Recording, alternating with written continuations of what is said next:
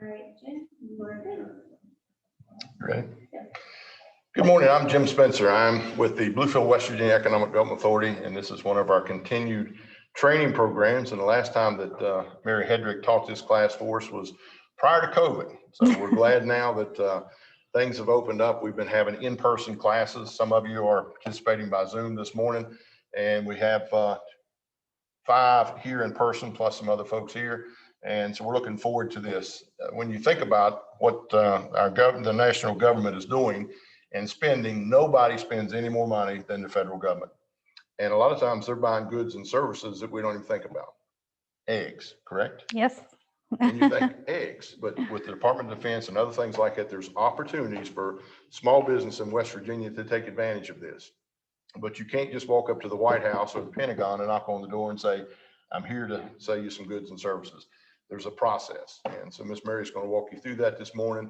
We're proud to be partnered with RCAC. They're one of our partners you see on the wall over here with our wooden nickels. We've also got Harold Patterson with us, who is a SBDC business, small business coach. So Savannah's going to monitor the chat line. So for the folks that are online, if you have questions, please drop them in the chat and Savannah can ask them. This is a lunch and learn, so we'll take a break. The folks here will have some pizza in a little bit. And then for the folks that are by Zoom, you'll have a little bit of a break and then we'll try to work back through it. Don't hesitate to ask questions. This is for you. And so we appreciate you being here with us this morning for the time that she's taken out of her schedule to try to help small business in West Virginia to learn how to do business with the federal government. Any other classes that you'd like to have, let us know. Do want to do a plug. Next week, Savannah, is Cybersecurity 102 for any business. Mike, with you all that's got multiple and even with the Square and things like that. You can tell them they can scan the QR code on the screen. Okay. Excuse me, they can't hear me. All right. Savannah just told me that the QR code that you can see on the screen, you can scan and sign up for that class. This one is going to get into the weeds a little bit more on cybersecurity, especially for businesses that are using Square or some other format of online payments. And actually with the class that was taught a few weeks ago, it got into some things about your password and other recommendations, and I think this is very important. And if nothing else that COVID has sort of taught us is that most businesses need to have an enhanced presence online, especially when things were shut down.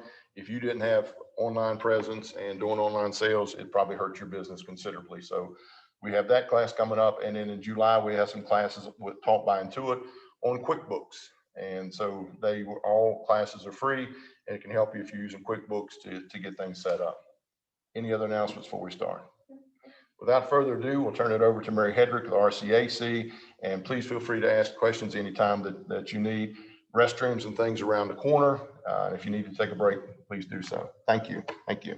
Thanks, Jim. As Jim said, my name is Mary Hedrick. I'm with the Regional Contracting Assistance Center. We are the Procurement Technical Assistance Center for the state of West Virginia.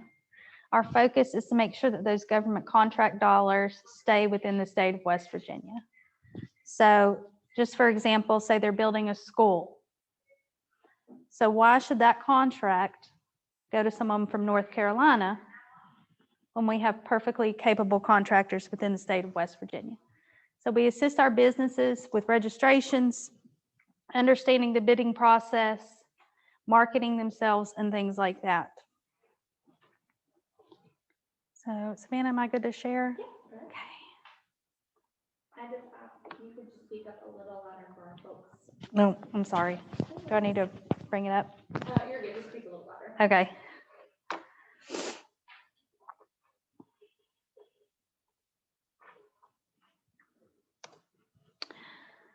So as Jim said, the federal government buys a lot of things, everything, from eggs to nails to bolts to machine guns. They buy everything. So why the federal government should be your customer? It's the world's largest buyer of goods and services. They purchase over $500 billion a year. And they do require small business contracting goals. So when we talk about the federal government purchasing anything, this is an actual solicitation for goats. So this was for goats for grazing. So Jim spoke about eggs. I never knew when I started working for RCAC that the government purchased so many eggs for prisoners. It was baffling to me, the amount of eggs, milk, dairy. So this is just one example that we found interesting. This was through the U.S. Army Corps of Engineers. And I just want to let you guys know, if you have any questions at all, please feel free to stop me and ask questions, okay? Don't be shy. So this is the government spending for the fiscal year of 2020. Okay. So they had $445 billion in defense and 236 in civilian.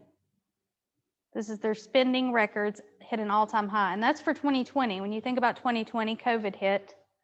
There was a lot of purchasing for medical supplies, cleaning supplies, things like that.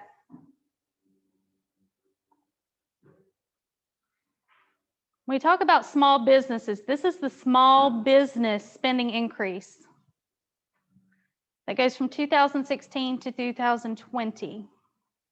Small businesses won $144 billion of the $681 billion for fiscal year 2020. Government has a specific goal for small businesses that they try to reach. Each department will have an average of 22% of their business going to small businesses. This is an example of the state of West Virginia federal contracts. The top awarding agency was the Department of Energy. Then you have the Department of Justice, the VA, the Department of Homeland Security, and the Department of Defense. So when we talk about NAICS code, that's an identification code for what your business sells, what you supply, or what service you provide. So in the state of West Virginia, the top 5 business NAICS codes for 2020 were computer system design services, research and development, engineering services, other computer-related services, and commercial. Now, when you think about a lot of the computer tech-based companies are in the northern part of West Virginia. So there's a large demand for that because there's the FBI Center, NASA Center, and things like that up north.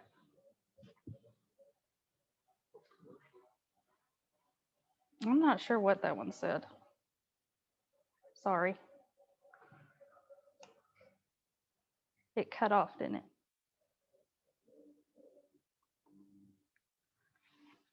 So when we talk about this, we talk about the myths versus realities. The myth is that doing business with the government is very hard, complicated, and takes forever to get paid. The reality is that the government uses many commercial and business-friendly practices. They buy off the shelf, they pay by credit card, and payment usually within 30 days of invoicing. For the federal government, anything under $25,000 does not have to be listed for bid for a competitive bid. So they do purchase a lot of things in small quantities. They use a system called DIBS for the Department of Defense, as well as the GSA schedule, where they procure smaller amounts and smaller dollar amounts of things. So do you have what it takes to be a government contractor? So you have to spend the time required to identify agencies and buyers. They're not going to come and look for you, okay? You have to do the work. If you're not willing to put in the time and put in the work, it's probably not the right fit for you. Can your business financially support the costs involved in government contracting? If you sign a contract to provide X amount of ammunition, do you have that upfront cost to purchase that ammunition before you get paid by the government? You never want to go into a contract, sign a contract, which is a legal binding document, for something that you cannot perform, because you are legally held responsible once you sign that contract. So are you prepared to learn and follow the federal procurement rules? Because they are constantly changing. It is very fluid.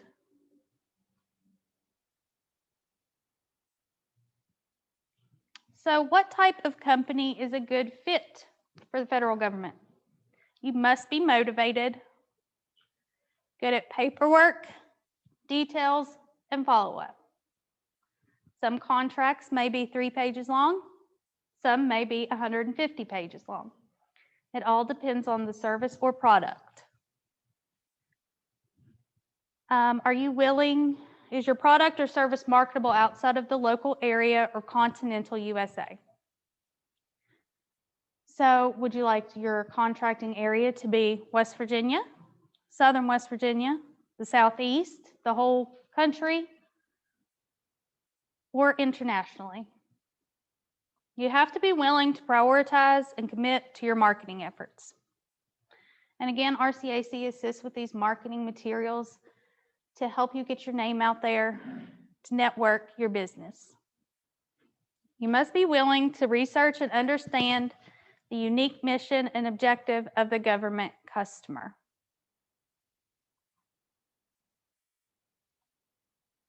So your first step towards government contracting is to determine your capabilities. So what type of business are you? So you have manufacturing, distributing, retailer, service, construction. There's many different business types out there. So you have to find your fit within the government marketplace. So just some examples of some type of clients that we have. We have the egg man. He's the middleman. He has all these different farmers. Okay, he gets the eggs, he gets the contracts, he delivers them to the prison. He's just the middleman. He doesn't have a million chickens out there laying eggs. He's just the middleman for that.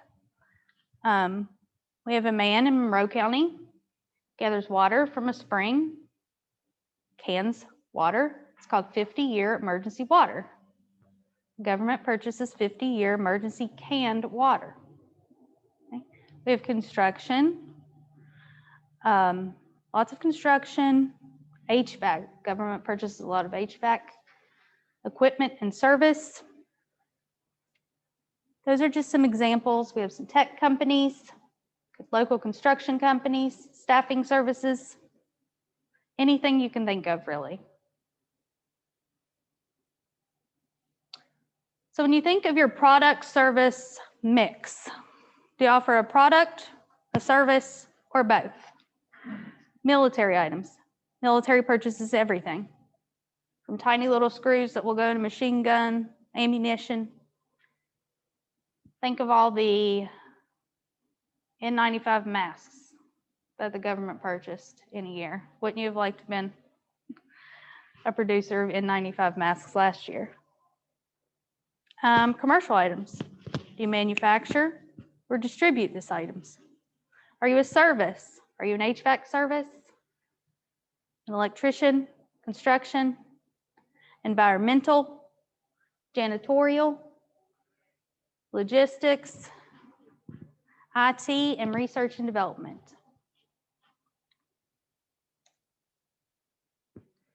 So the government-wide small business goal is 23%.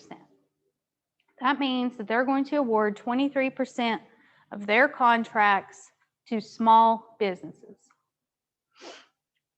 This excludes any large business. Yes? It's defined by your NAICS code. Because you may want to, for the people online, recap the question to the folks on Zoom because they can't hear her question. Oh, okay. What did you say? What defines a small business? It is defined by your NAICS code. And the NAICS code is that code that I spoke about a little while ago that is specific to your business. and they narrow it down pretty well. Sometimes you can't narrow it down quite as far as you would like to go, but say you're construction, and then you can narrow that down to the specifics of construction. So when we talk about an NAICS code, it's a 5-digit number, and you can be small in one NAICS code, but large in another NAICS code. And I'll show you the site in a little bit that will show you how to determine your NAICS code. So when we talk about these goals, they also are required for set-aside programs. And I'll talk about that in just a minute. Those are veteran-owned small businesses, women-owned small businesses, hub zone, and 8A businesses.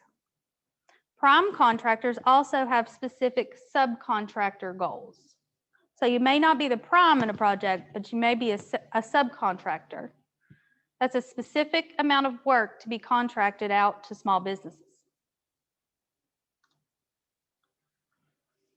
So when you get your slide deck, you will see this will have a link, and you can look for your size standards of your business, okay?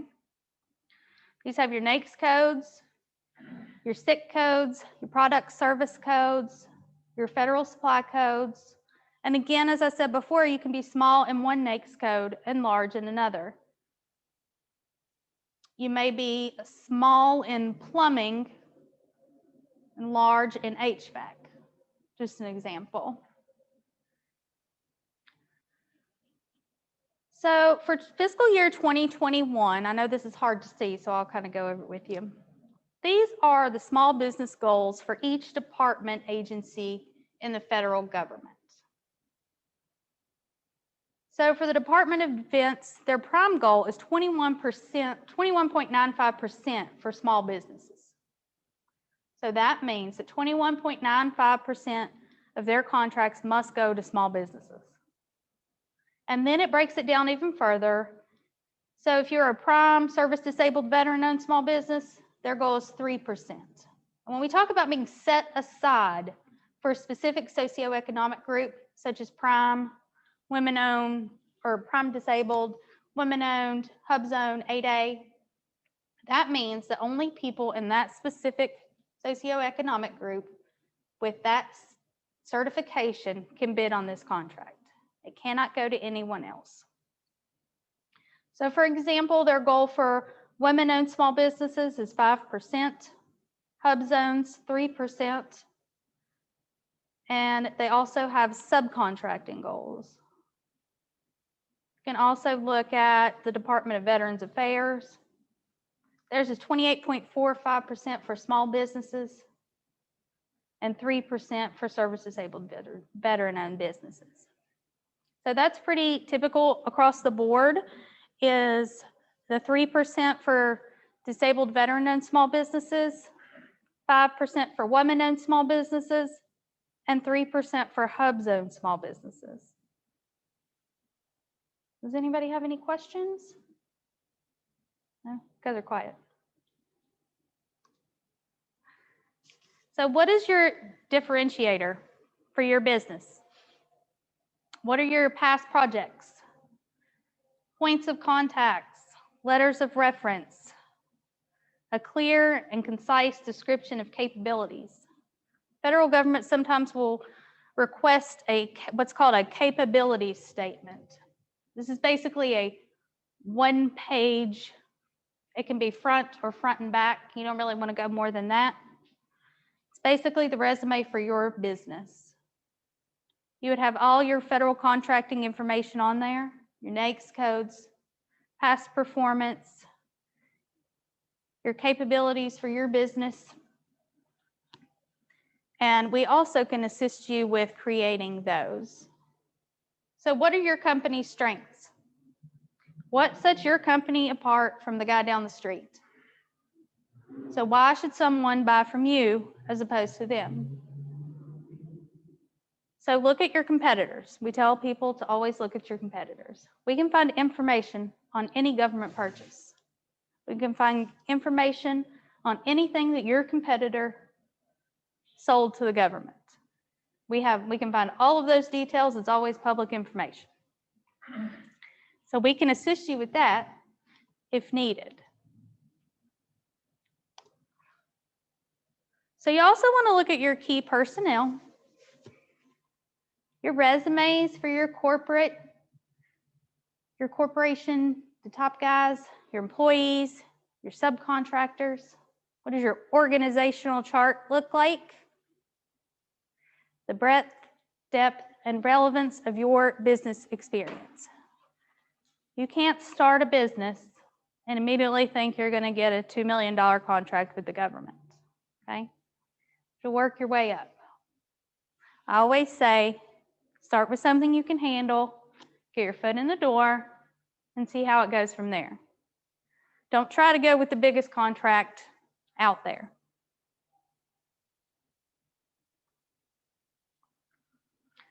So we talked a little bit about when we were talking about set-asides for the small business goals. Women-owned small business, 8A businesses, hub zones, veteran-owned small businesses, and service-disabled veteran-owned small businesses. Let's talk about the women-owned small business. You can also be considered a economically disadvantaged women-owned small business. You have to have a certification through the SBA. If you have been in business for a while, this used to be a self-certification. So now they require you to certify through the SBA. You must be a small business, and that would be the small business in your NAICS codes. You must be at least 51% owned and controlled by the woman who is a U.S. citizen. The woman also must manage day-to-day operations and also make long-term decisions.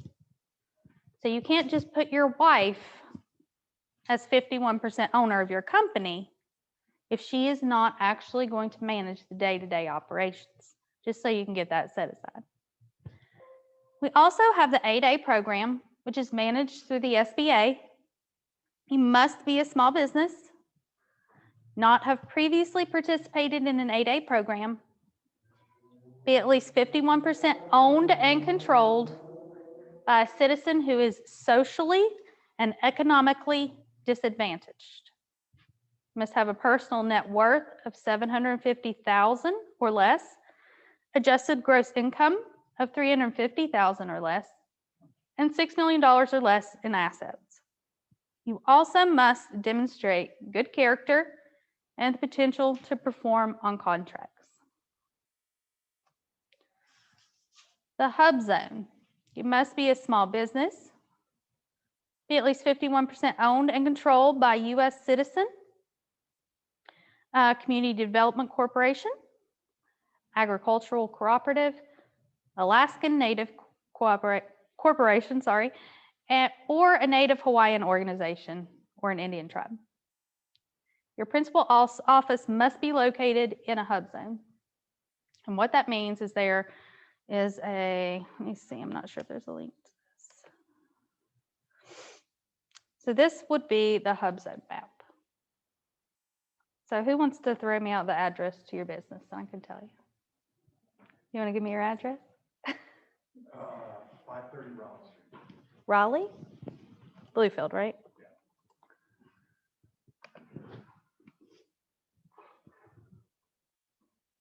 All right, your business is in a qualified hub zone.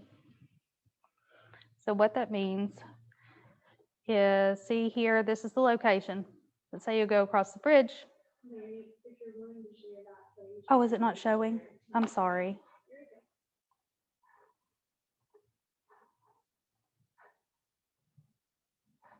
There you go now. Okay, this is the example of the hub zone map. And they update this every 10 years based on the census. So when you are in a qualified hub zone, that means you are able to receive specific set-aside contracts specific for hub zones. At RCAC, our employees receive a daily email for anything related to a set-aside, whether it be a small business, hub zone, women-owned, or veteran-owned. So this doesn't just mean that you can procure government contracts in West Virginia because that's your hub zone in West Virginia. It doesn't matter. Your hub zone will qualify you for any hub zone contract throughout the United States. Mary, can you check 1642 Bluefield Avenue? Mm-hmm. That is our commercialization station, which is our mixed use incubator. 1642 Bluefield Avenue. Bluefield Avenue.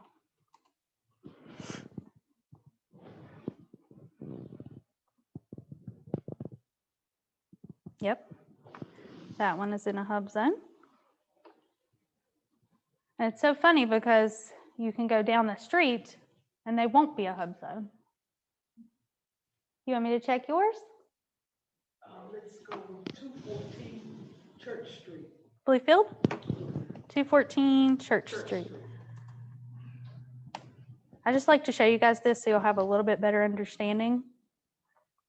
So you are also in a hub zone. Eric, do you want me to check you? Check my 910 Bland Street. What's the Bland Street, Bluefield? Yep. That one is, it's right on the line. Now what's, 235 Winter Haven Avenue. Have a present address, Green Valley. so that is not qualified as a hub zone. It looks like Bland Street, Eric, is the break point of the hub zone. Yes. So where you're on one side, it's in, and your neighbor across the street's not. So it just all depends. Certain areas would be qualified. So when the latest census data is compiled, It could change. My guess is it'll change for the better with most people in Mercer County. But you don't have to reapply every year for a certification. I believe you're good for, I want to say it said 10 years.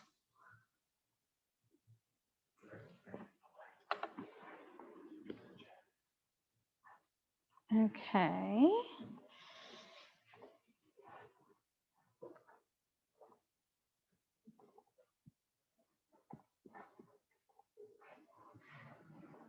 Oh, sorry.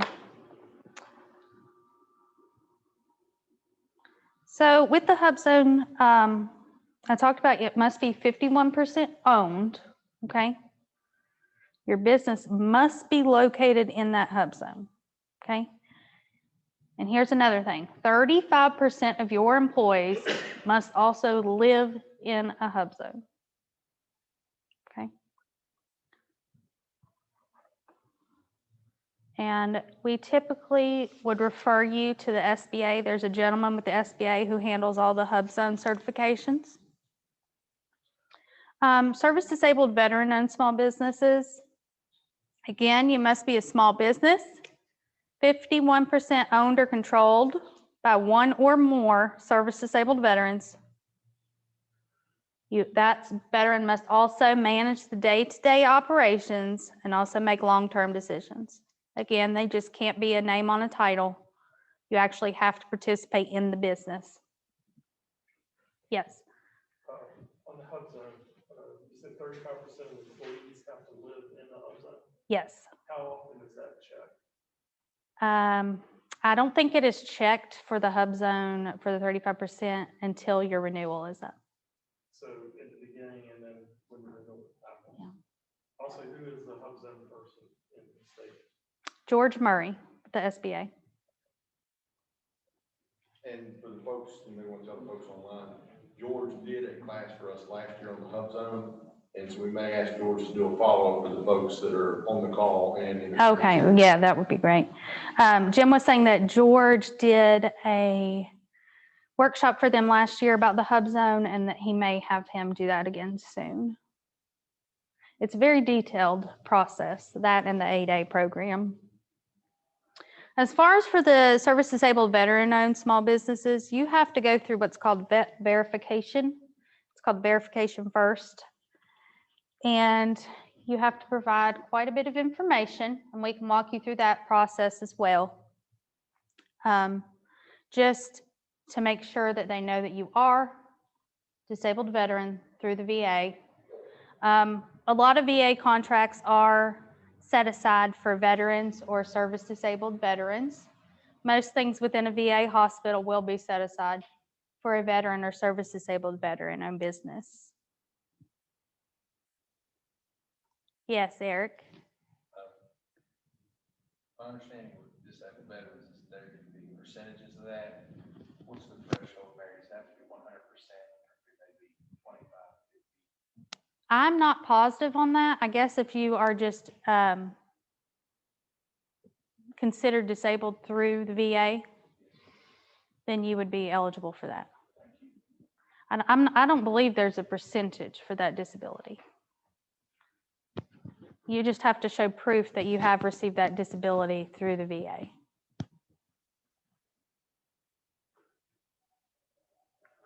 Okay, our next step is getting yourself registered. So if you want to work with the federal government, first thing you're going to need is a DUNS number. This is your data universal number system. Your business actually may already have one of these and you don't know it. My brother was unaware that he had one. His accountant had set it up when he set up everything for their business. Now the thing with DUNS is we still talk about it today, but it's actually on its way out. But until April 2022, you will still need to get a DUNS number. This is typically a really quick process. It usually takes 24 to 48 hours to get a DUNS number. Make sure when you put everything in, that's exactly as your business is licensed. If you have a 4-digit code on the end of your zip code, make sure that you put that.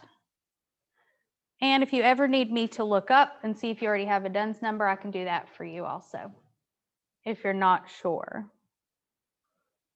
And it is completely free to obtain a DUNS number. So if you click on a website, don't do anything that's going to charge you money. All registrations with the federal government are free. So as I said, DUNS is actually transitioning and on its way out. It was actually supposed to be gone last December. I think everything got slowed down due to COVID. So they've pushed this to April 2022, and that's when your DUNS will no longer be issued. And this will transition to the Unique Entity Identifier, or the UE.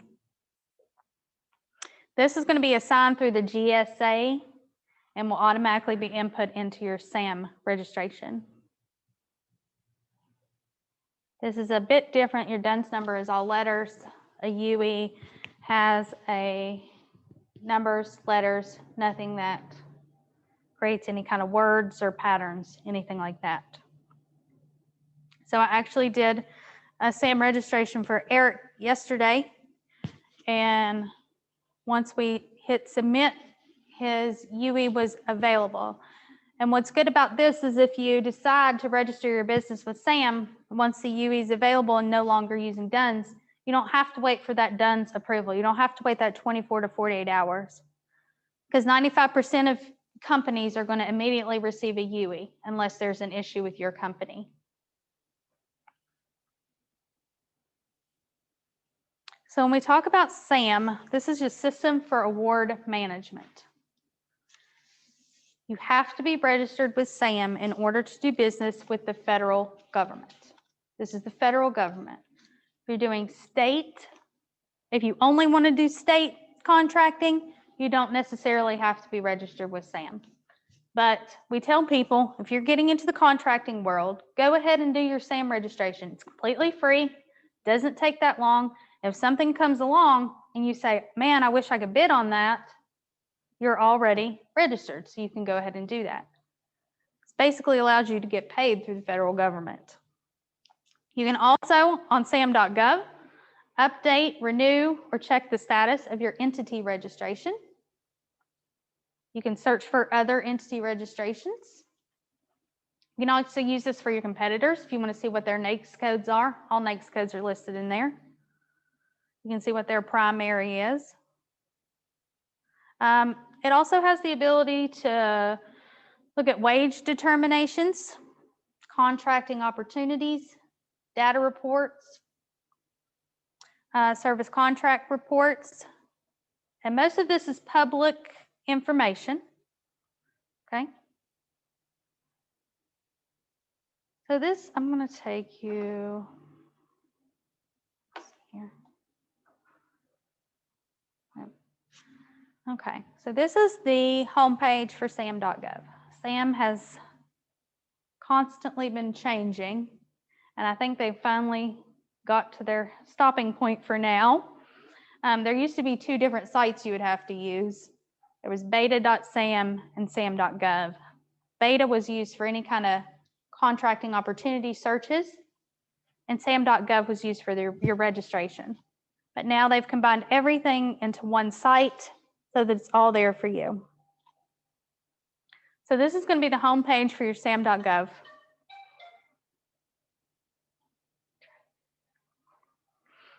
And remember, when you go to register your business, it's got to be .gov.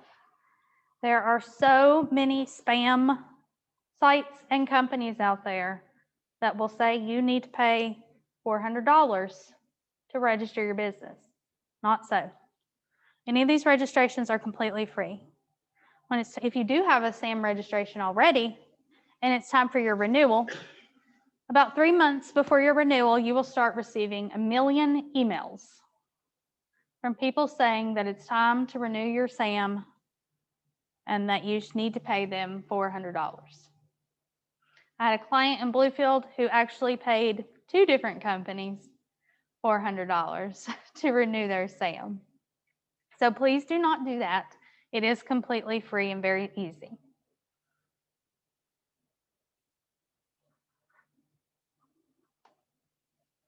So when you get a SAM, the first thing you're going to do is create a login. It's called login.gov. This is your main login for the federal government. This is going to be your ID and password. You're going to be able to register to do business, representing or self-certifying your small business, and viewing contract opportunities. You'll also have the ability to follow specific contract opportunities. And then you would be notified of things that change within that notice.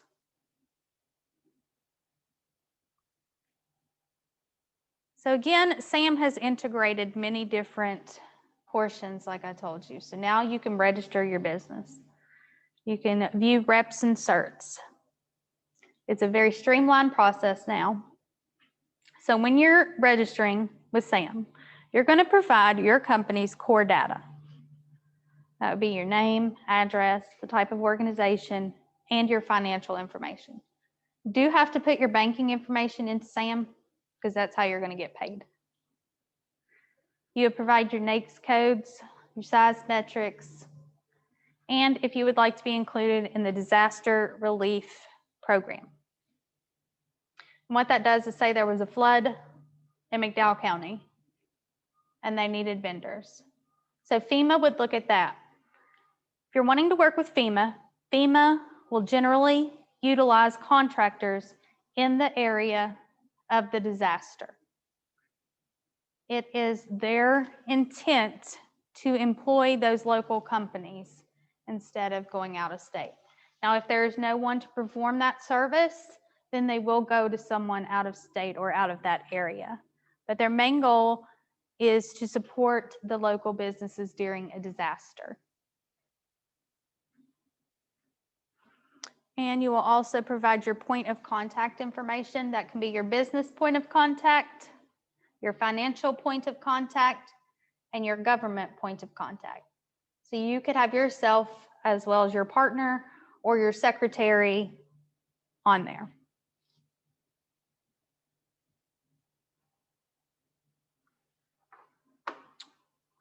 So once you're signed in to login.gov, you will be able to register your entity. So you would just hit get started, and I can't do this in front of you. So we just have these screenshots. And then it's a very simple process. It's just step by step by step. Okay, once you have your DUNS number, that's the main thing. You have to have your DUNS number before you can start your registration process. Okay?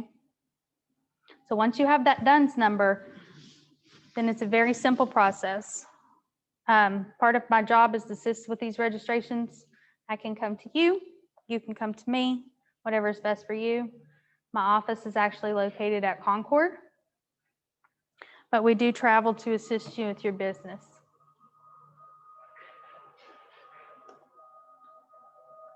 So I'm going to actually show you the SAM website.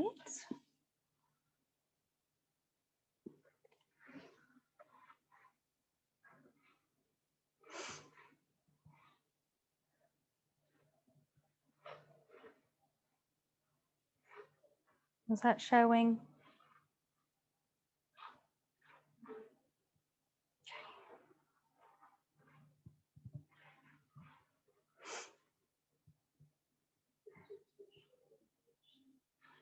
Sorry.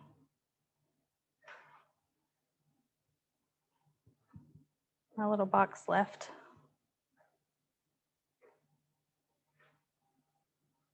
Do you want to take a break? Yes, we can. And take the food all warm, Yes. and then we can pick right back up.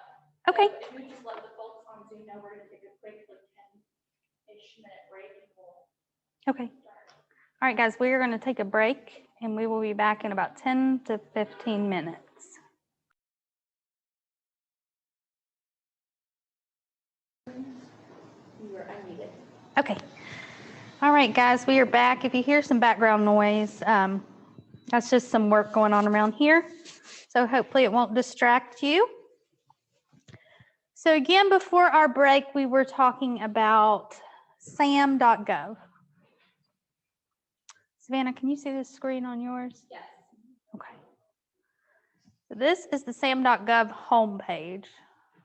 I'm going to show you guys a little bit of information about what they call contract opportunities. This is where you would look for your bid leads for the federal government. Again, anything over $25,000 has to be listed on SAM.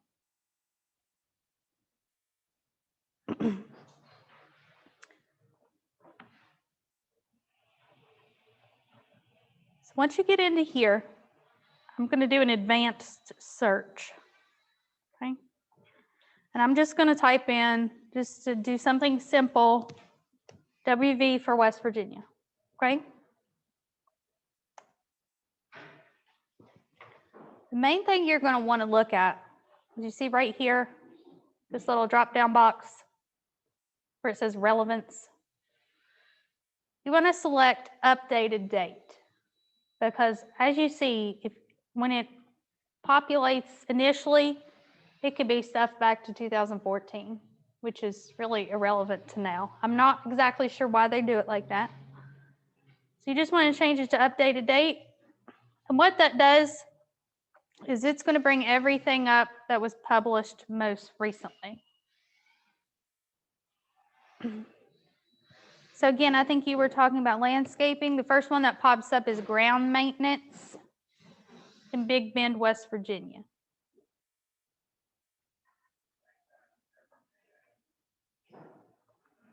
If you click on the link, it's going to bring you in here.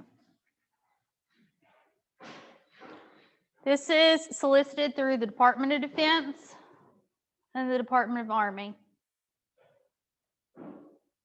This is for landscaping services. There you go.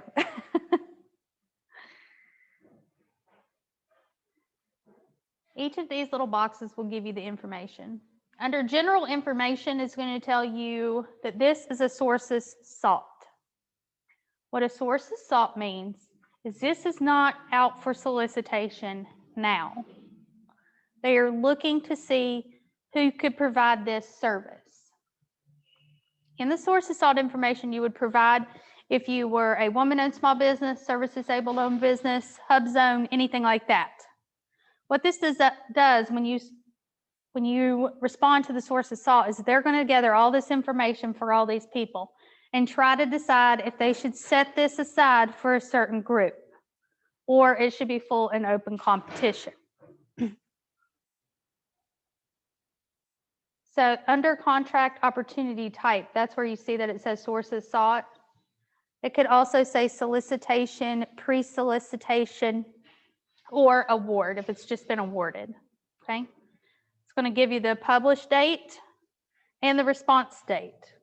As you see, it was posted on June 23rd today, and the response date is June 28th. So some of these, there is not a long window to give your response or give your bid. Sometimes there'll be a month or 2 months, and sometimes there'll be 2 days. It all just depends. As you scroll down here, it's going to give you your NAICS code. The 561730 is the landscaping service NAICS code.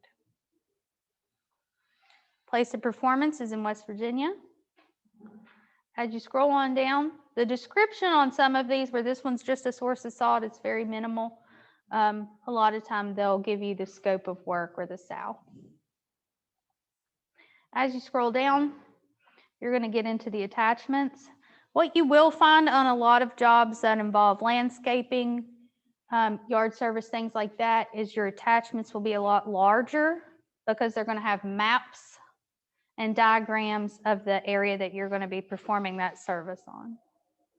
So I'm just going to click on one of these just to show you guys an example.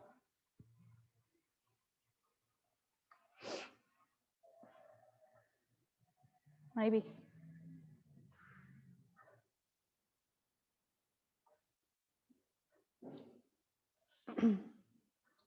As I told you with this one, where it is landscaping, your files are going to be a little bit larger. Sorry, I have to keep moving my little thing. Because you'll have maps of the area.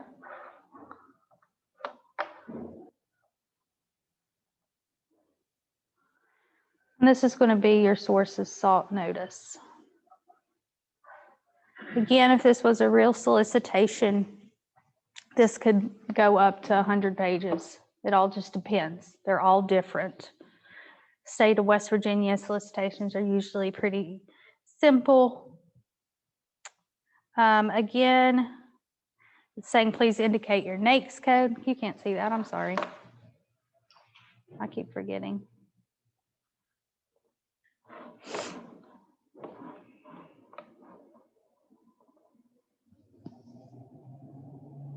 This is the U.S. Army Contracting Command.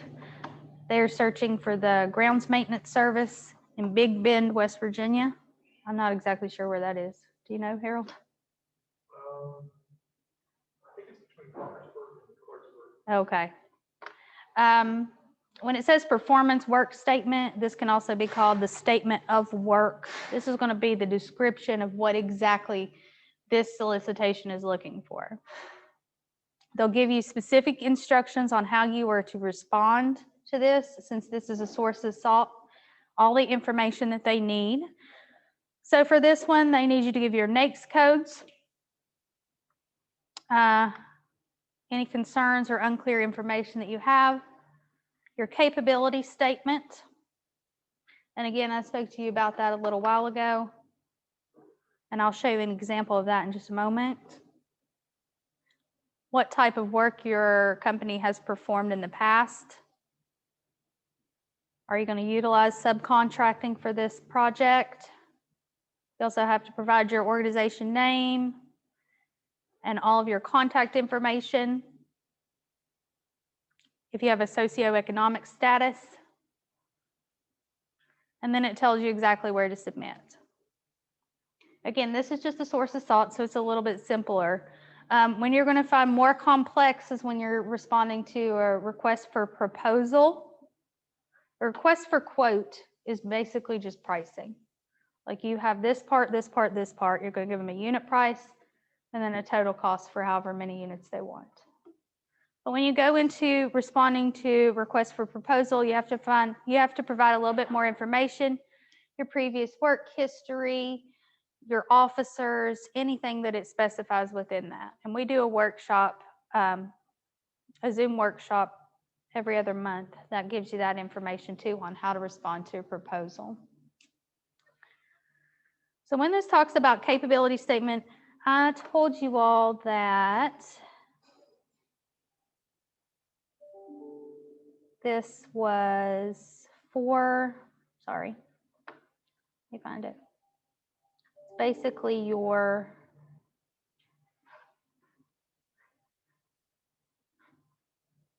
resume for your business.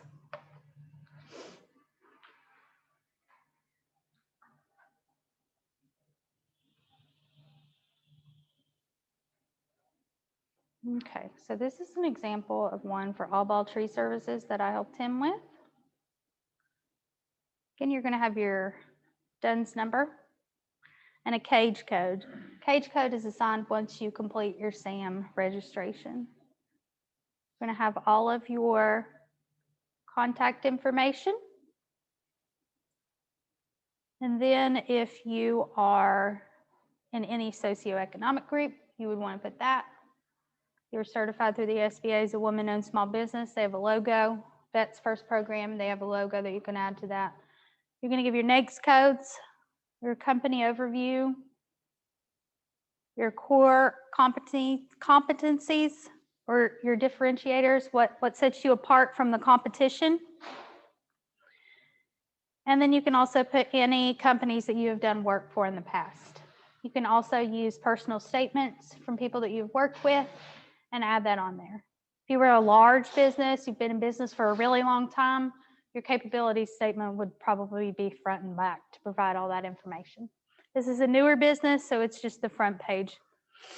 And if you are going to share these with people, I would recommend, print them in color.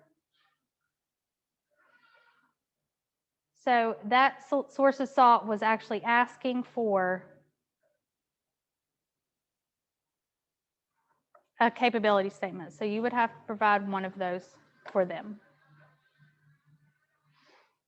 Any questions about that? What type of federal agencies or institutions are around the area, around this region? Around Southern West Virginia, you would have the Army Corps of Engineers out of. Can you repeat the question? Oh, yes. He asked what federal agencies were in the local area. So you would have the Army Corps of Engineers. And they're actually out of Huntington, but they do a lot. I was just speaking to this gentleman about how they put out all the bids for groundskeeping and landscaping for, say, Summersville and all of the lakes there. We also have USDA, the Forestry Service, any kind of state and federal parks. They will procure different things. Again, if you're getting down to local, that would be your local municipalities, courthouses, things like that. And of course, just dependent on the time, through West Virginia, you could have a lot with the Department of Defense, Department of Justice, through the prison systems. Any of the prisons, federal prisons, are going to procure everything from cosmetology, doctors, dentists, food vendors. Anything that goes into that prison is procured through the government. So whether they need a boiler replaced, or they need bread, milk, that's all going to go through the federal government. Yes. Yes, Eric. I want to backtrack 1 second so I don't forget, Harry. You mentioned 25,000 and under, they don't have to post those. Did I understand that correctly? They do not have to post them. Is there any ways to find those? He asked if it's 25,000 or under, do they have to post it on sam.gov? And no, they do not. Sometimes they will, but they are not federally required to do so. Is there a way to track those contracts? That's kind of when you go into a market research type of thing. If there's a specific thing that you want to see what, say, Alderson Federal Prison is buying, you want to see what all they're buying, because it will show everything that they've bought, from Domino's Pizza that they bought for the inmates. So that's a little bit, the way that works is there's a site called USA Spending. And everything that the federal government buys is listed there, as well as the vendors who provided all those services. How do you get those contracts then? You don't know, like, you see that, you know it's coming up. How do you bid to get those? Is that when you go to the local people on the ground? Yes. Thank you. Yeah, because they may not put it out to bid. It just depends. That be done through their supply? That's the way that I'm actually working with someone right now. They are a scientific company. They provide, any kind of lab materials, things like that. So they have two major competitors in the state of West Virginia. Okay, so they wanted all the information on who purchased from those two companies in West Virginia, Ohio, Kentucky, and Pennsylvania.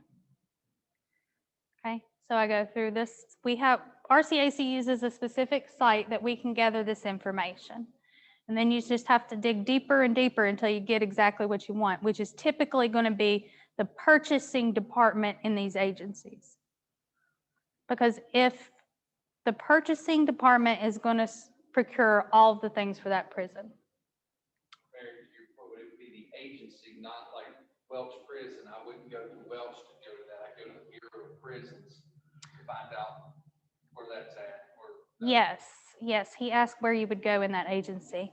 So Eric, for you, because I actually, on the question you had about the Randolph-Shepard Act that you asked me previously a couple of weeks ago, the way that I did that is I looked for the purchasing agent or the contracting officer. So what you'll find on a lot of solicitations, the main contact person is the contracting officer.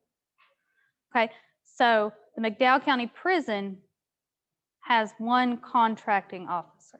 So that contracting officer's purpose is to put out these solicitations for what they need for that specific prison. But that's for the prison. Then Beckley Prison would have someone. Yes. Alderson another, and so forth and so Yeah, forth. every prison would have a separate purchasing or contracting officer. Got it. Thank you, ma'am. You're welcome. All right, anybody else have any questions? Okay, let me go back to, sorry. I wanted to show you one more that wasn't just a source of salt.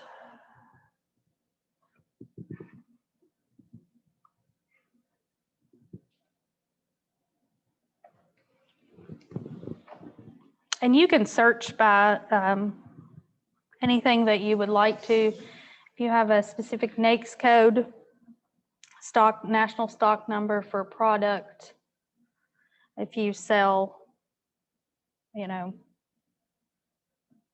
you're an excavation company, you can just search the word excavation and then narrow it down from there.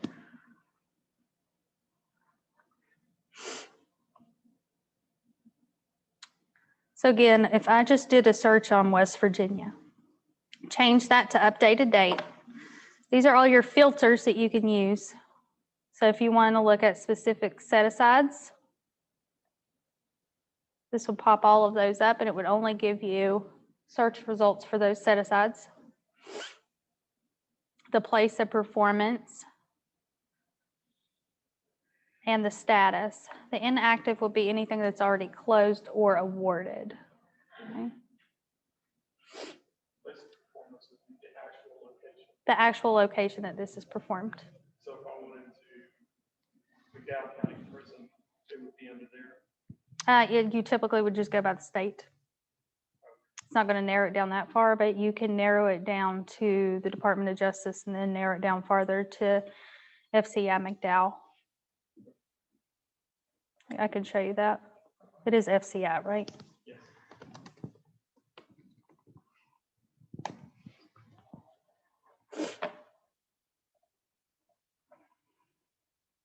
Okay. So here's one for, see, but it won't exactly, so you still have to search a little bit because this one pulled up FCI Danbury.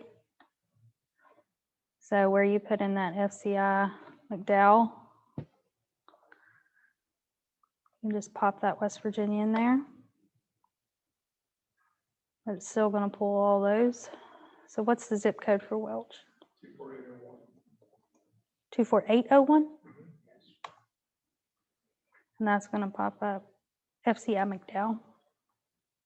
So the last one that they had was for this third quarter, and each quarter, all of the prisons would post a bid for their food services. And each one is broken down, like they'll have one for dairy, one for bread, kosher, one for meats. And like I told you, the medical services, prisons will procure anything. What's the email right, does it say water heaters? Water heaters. And then once you get in there, it'll specify. Sometimes if you're changing like a water heater out or a boiler, give you photographs. HVAC will provide photographs. If you're, say you're replacing a roof unit or something like that, it's going to give you photographs of the old unit. Does anybody have anything specific they'd like me to look up for them or kind of give you an idea? No? Okay.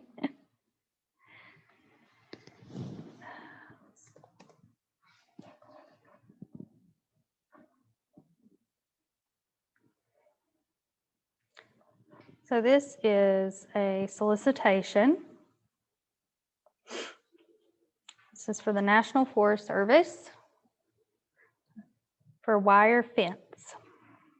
It's for construction NAICS code. So when you see the NAICS code, when I told you before the construction and contractors, there's a variety of NAICS code included in that, dependent upon your specialty.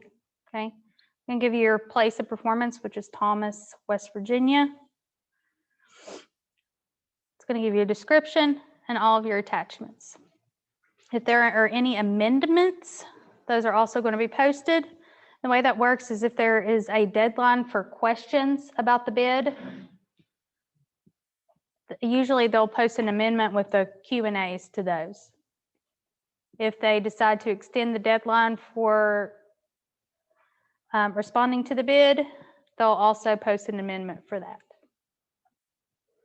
Again, this one has maps, specification, wage determinations, and anything specific to that bid. Any questions?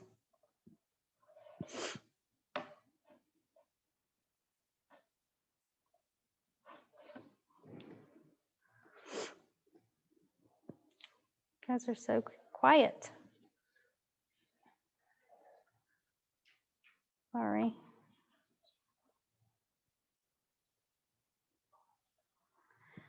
Yes. If I started my company today, how long before I could really get into federal contracting? Don't I have to have a track record? For federal contracting, you not necessarily. If you're doing a bid, like a proposal, they're going to ask for your references, for your past performance and history. If you're selling a bolt, you bought this company, you guys are making this bolt that goes in this machine gun, okay? You can bid to sell those bolts because it's just a price bid. They're not going to ask for your past performance. So if I'm a startup, I'm in a weaker position than I am if I had 6 months, a year, 2 years under my belt. Well, I think just in the knowledge and getting your inventory into its right place, you would probably be in a disadvantage to larger companies because you have to be able to provide that X amount of bolts or ammunition. Because if you sign up for a contract and you can't provide that, then you're in fault on the contract. Back to McDowell, there was a thing there about they wanted water heaters. Mm-hmm. What if I'm just like a pass-through company? I can get the water heaters somewhere else passing through need to develop the resident. That's fine. But if they specify that you have to install the water heaters, because in a lot of those, if you're doing construction or something like that, you're going to have to list your subcontractors who are working with you. Because especially in prison systems, you have to be, they may require you to do a background check and things like that to access the premises. For prisons, any kind of army bases, things like that, you would have to pass security clearance. But I guess follow up on his, because we were talking about that. Was there a waiting period that if you're starting, you gotta wait 2 years or whatever before you start trying to get registered and doing business with the federal government? There's no waiting period. No, no waiting period. But there is for like, the 8A. Yes, yeah, for certain set asides, you do have to be in business a specific amount of years. Yeah. And the 8A, I believe it's 3 years. Great. Yes, Is it the only one, Mary? I believe so. I mean, the hub zone, do you know? I don't think there is, because people can just move their business to be in a hub zone, so. Woman-owned, minority disadvantaged business owner. other than No. 8A, It's all. I mean, if you're a woman-owned business, you're a woman, that's not going to change. So, I understand, I just want clarification. go. I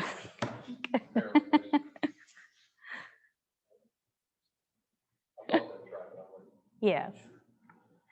sure. This is just showing you, once you complete your SAM profile, your registration, it's going to give the option to go to the dynamic small business search. And this is where basically you're going to put all that information you put on a capability statement on there.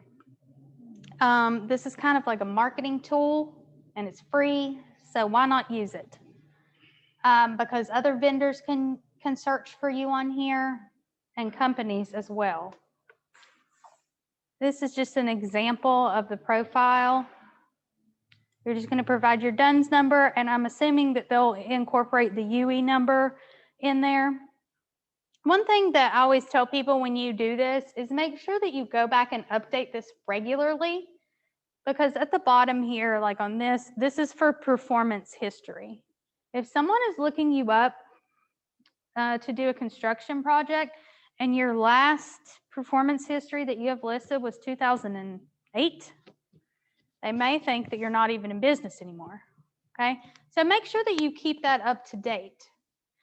You don't have to fill in all the information. I have one guy and he would not put in the dollar amount that they awarded him, even though it's information that's publicly available.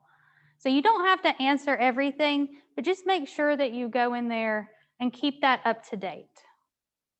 As well as if your any of your contact information, your officers or anything like that changes, any kind of certifications, if you become Hub Zone certified, make sure that you go in and update that regularly. So talking about researching the opportunities, we kind of went over this. I showed you all the different things on SAMs for your federal contract opportunities. I will tell you this is not the most user-friendly service on the planet. It's a little bit hard to navigate sometimes. So if you ever have questions or problems getting the information you need off that bid, just let us know. We have different sites that we use to gather information that's a little bit easier to follow. Again, these were the filters that were on there for you to filter your search. Okay. If you're looking to see who was awarded, say you bid on a project and you're looking to see who got that award, that's all going to be listed on SAM as well. And you can search for that. So say, sir, that you bid for the groundskeeping job, but you didn't get it. So the information is going to be on there and available to you on who got that project and how much their bid was for. You're going to have all the information so that next time when that bid comes up, you'll be more aware and know what kind of bidding they're looking for. You don't want to underbid yourself so that you don't have enough money to complete the project, but you don't want to go way overbid. You can, we can also gather information for previous awards on who received that in the past and what the award amount was. That just kind of helps you to kind of gauge your pricing. That is one thing I cannot help you with, is setting your price. So for the state of West Virginia, they have their own procurement opportunity site. It's called West Virginia Oasis.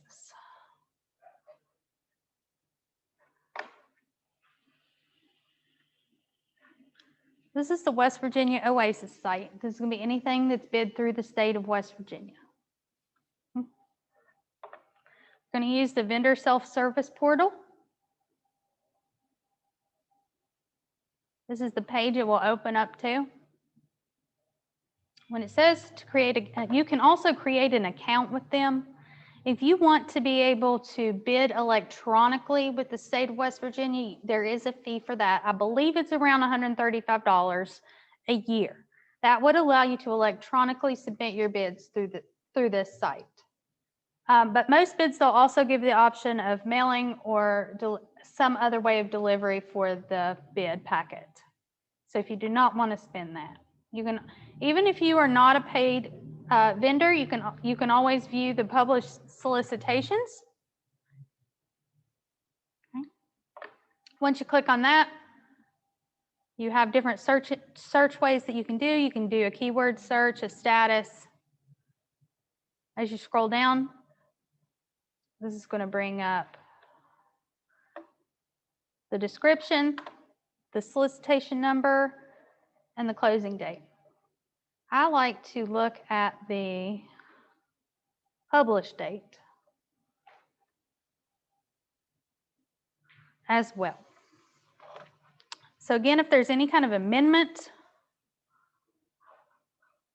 to a solicitation, that's going to be listed here. There's always going to be the closing date on the left or on the right. I mean, if you're just started looking, obviously you're not going to bid on something that closes in 1 hour. Okay. So as you look through those, it'll give you the different timelines on how long the bid's going to be open for. These are just some examples of the things that the state, a lot of web services. There's been quite a few IT things on there lately. ATVs, there'll be purchases for those. Marketing services, excavation, lots of steel. Those were anything that Department of Highways and things like that. If it's a direct award, it says direct award. That means that this was not open for competition. There was only one person in the area who could procure that. So we have laboratory renovation, any kind of construction work, air compressors. Let's see. Here's one for Pipestone State Park Visitor Center. I'll show you this one. If you click on this, it's going to tell you right here, this is a request for quote. Request for quote is pricing. I will tell you this, the state of West Virginia is going to go with whoever has the lowest price. Attachments will give you all the solicitation documents for this project.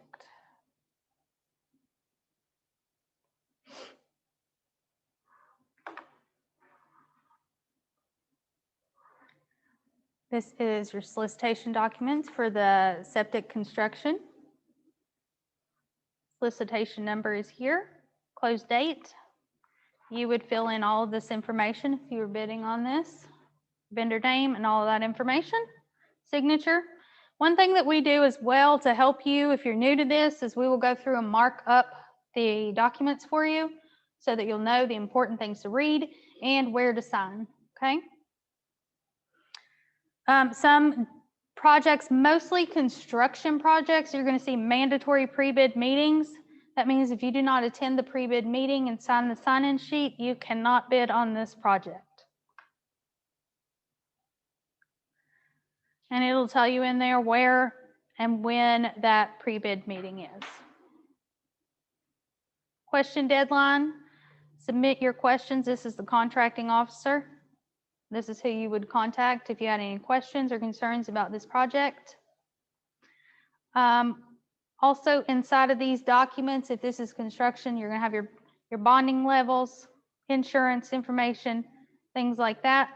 It'll also tell you what the term of the contract is, because on some of these, like I was speaking earlier about lawn maintenance, it can be a 1-year contract with a 3-year option. So that means that it technically could not come back up for bid for 4 years. So that information is all going to be within the solicitation documents. I'm going to tell you what kind of contract it is, whether it's services, goods, or if it's an open-end contract.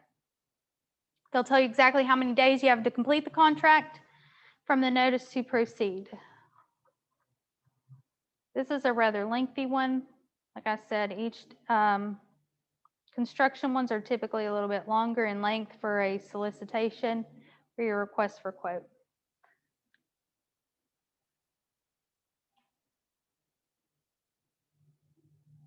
This is going to be your subcontractor list. If you're doing a large project, you may have some subcontractors, so you must provide their name and their license numbers.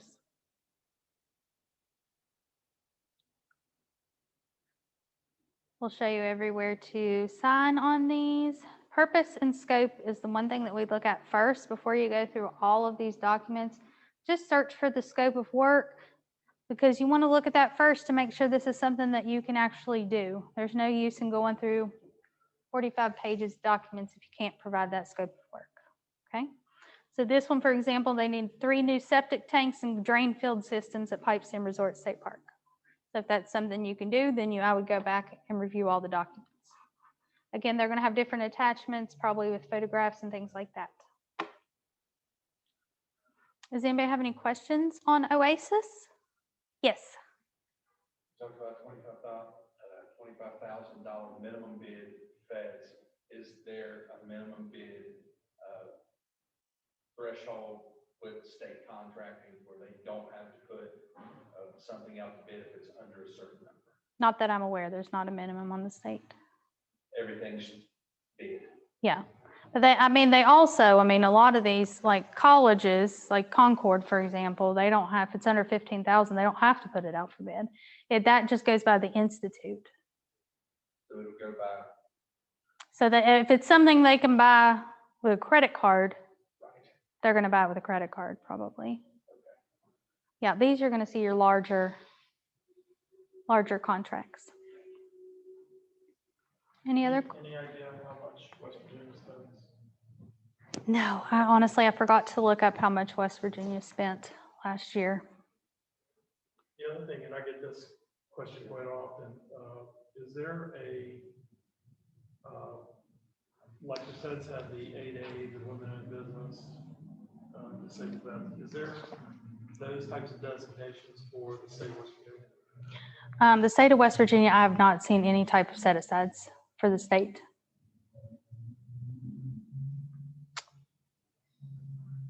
Not specific to that. Any other questions? Because everything with the set-asides is a federal program.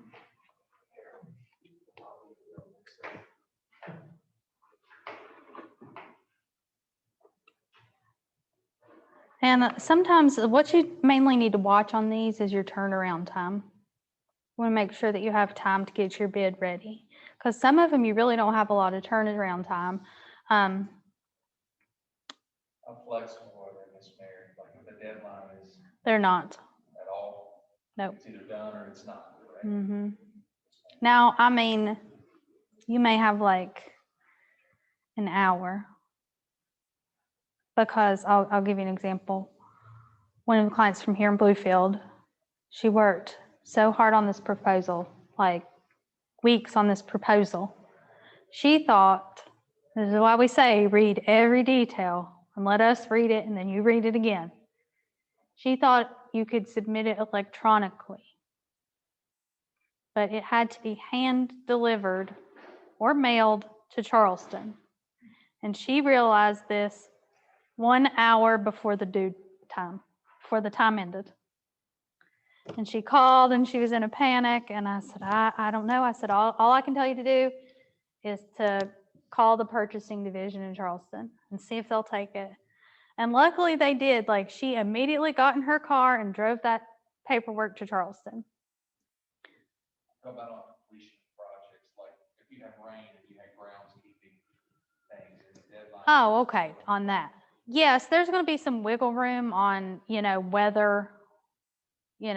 Obviously they had to put wiggle room into place for COVID, That's I mean, that's what I'm saying. and then you couldn't even get the things that you needed to complete projects. So, if it's your fault that it's not getting done, like you're just not doing your job, then you would be in fault of that contract. But if it's out of your control, there's going to be some wiggle room.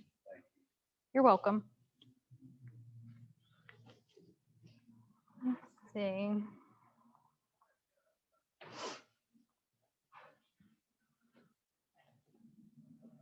Again, we talked about that. I showed you guys how to navigate the OASIS site.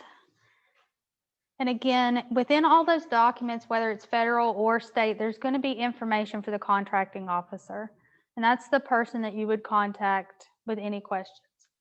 I have tried to contact one of them on behalf of someone before, and some of them will not speak to me because it's not my business.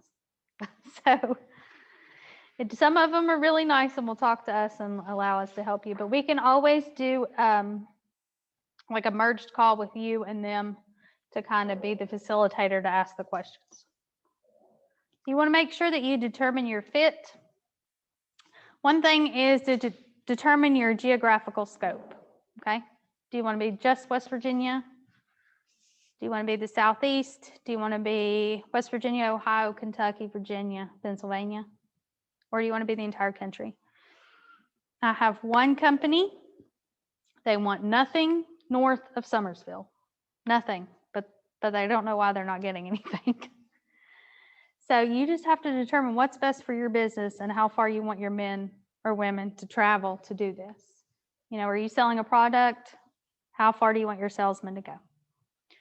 So especially if you're providing a service, this may limit your how many contracts you get. It just depends on what's out there at the time. So where do you fit into that marketing channel?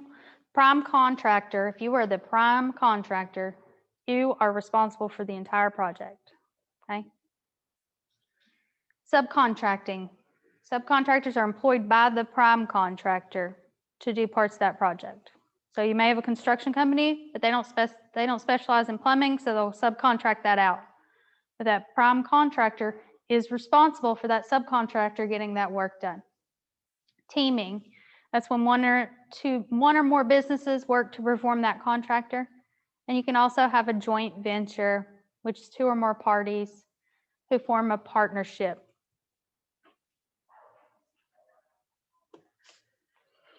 This is an example of what's called subnet. Honestly, I don't think it's the easiest to navigate site, but you can click on subnet. You can narrow it by state, and it'll pop up anything that's looking for subcontractors to do some work. You want to make sure that you're doing continuous education. I think the hard part with COVID was that nobody could get out and do anything. And I always tell people that I think it's easier to network and to talk about things when you're in person. So I would encourage everybody to do that, to do all of these events that Jim has going on and Harold does, just so that you're aware of all the changes, especially with contracting. Government contracting is continuously changing. The rules and regulations are continuously changing. The verifications and certifications are always changing. So again, why should you do continuous education? Acquisition regulations are changing constantly. The registration process changes constantly.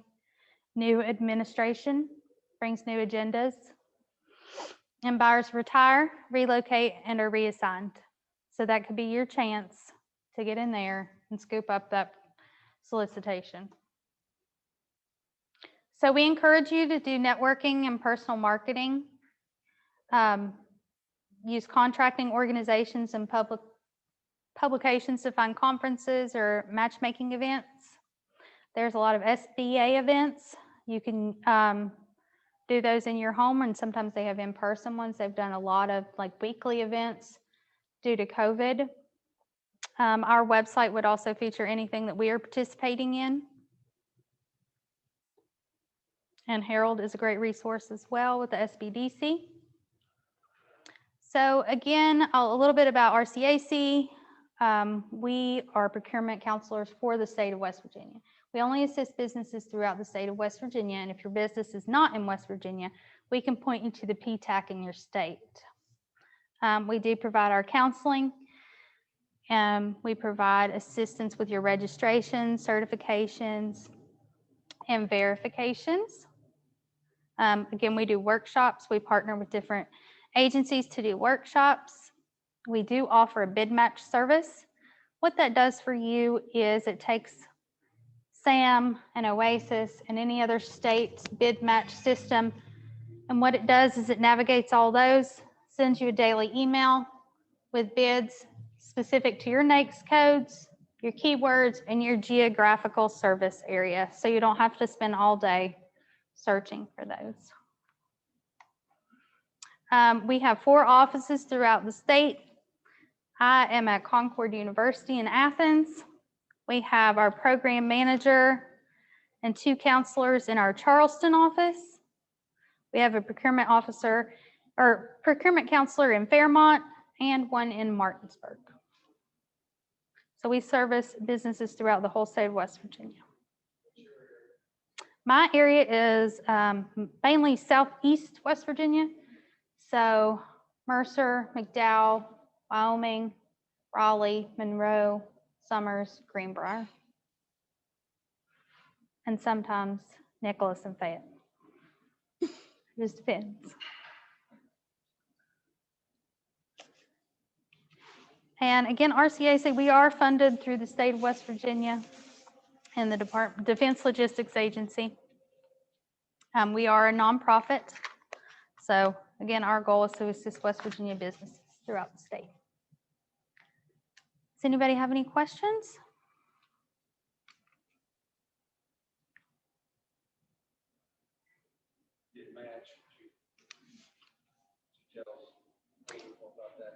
The bid match, that is the only thing that RCAC does charge for. It's $180 a year, but it is prorated. So say your business sells, let's see, we'll just do some construction supplies. Then you would take those keywords, that would be whatever your products are. I'm just going to say nails, screwdrivers, 4x4s or 2x4s. And you would use those all in keywords, and then you would use the construction supplier NAICS codes, and then your service area. Now, what the service area means is you may not want to ship your construction supplies all the way to California because the shipping is going to be outrageous. So you would just put in your service area. So if you just want bids for West Virginia, or you want bids for West Virginia, Virginia, it goes by state. So I've tried to put in like Southeast Virginia, and it just pops everything Virginia. And this is something that we, as your counselor, I would get a copy of the email daily. And I can kind of show you what it looks like if you would like.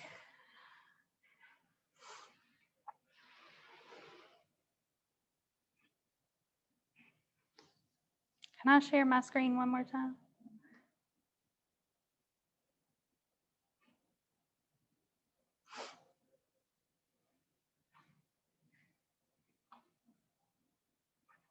Okay, this is what the email looks like when you get it from us.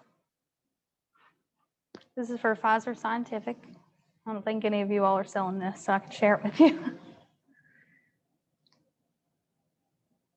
This is what would pop up. It would tell you how many bid leads you got that day for SAM, for the DLA, for others, anything on the web, local, or non-federal. I'll just show you yesterday's. Click on that, it's going to bring up all of the different bids leads with your product service codes, keywords that were in your thing, like nitrogen, lab chiller. Once you click on that, it's going to tell you where it was located. This was located on SAM. It's going to give you a link. You can click on the link, and it will take you to that solicitation. Takes a lot of the research out of it. Pfizer had a lot of keywords. They sell everything that you could need for a lab, from a lab refrigerator to a beaker to gloves. So for them, it would take them like more than one person every day just to look for those keywords. So our system kind of does the middleman work for them. Does that make sense? Any other questions? All right, thank you guys so much. If you need anything, I think I gave you all my card and brochure. Please feel free to reach out to me. And our folks on there to check the chat box for the link to the survey, and our folks here can also scan that QR code with their phone. It's an option as well. Okay, and they said if you guys on Zoom could go ahead and take the survey that she posted in the chat box, or you can scan the QR code on your screen. And Dave, I'm going to send everybody my contact information and the slides from today. And if you guys need anything, just let me know.